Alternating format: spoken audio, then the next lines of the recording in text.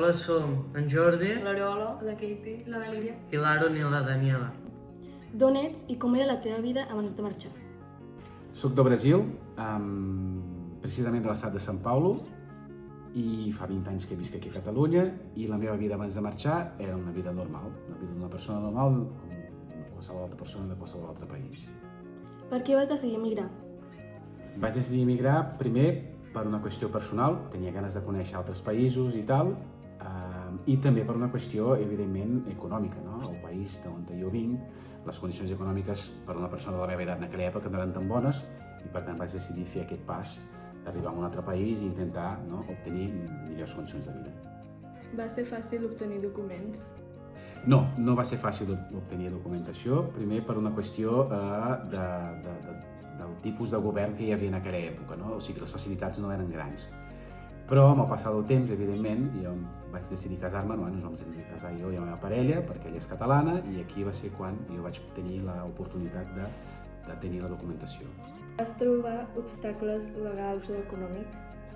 Obstacles econòmics no, perquè vaig tenir molta sort quan jo vaig arribar aquí de trobar una feina, malgrat no tenir documentació en aquella època, però tenia feina, i obstacles econòmics aquí, en el meu cas, en particular, no vaig tenir bàsicament zero.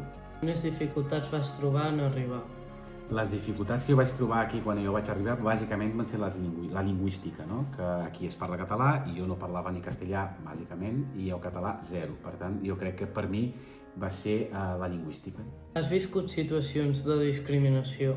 He viscut situacions de discriminació perquè quan ets estranger i les persones veuen que ets estranger, no és que sigui una discriminació, però automàticament et parlen en castellà. Per mi això no m'agradava gaire, tenia com una mena de...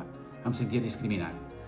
Però amb el passar dels anys no, això va passar. I jo, per ser blanc, també això no m'ha vingut cap problema en aquest sentit. No? Jo crec que el fet de tenir la pell blanca m'ha ajudat molt aquí. Per què creus que hi ha països amb més oportunitats que d'altres? Crec que hi ha països amb més oportunitats que altres, evidentment per una qüestió econòmica. Hi ha països rics que donen més oportunitats i hi ha països que no són tan rics que tens menys oportunitats. Per tant, jo crec que és més aviat una qüestió econòmica i també una qüestió governamental. Què hauria de canviar perquè la gent no es veiés obligada a marxar?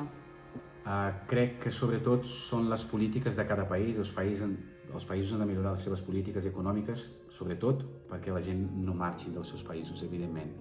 Si tu vius en un país on tens condicions financeres, no tens la necessitat de tenir que marxar del teu país. Tu Tothom al món i igualtat d'oportunitats per tothom.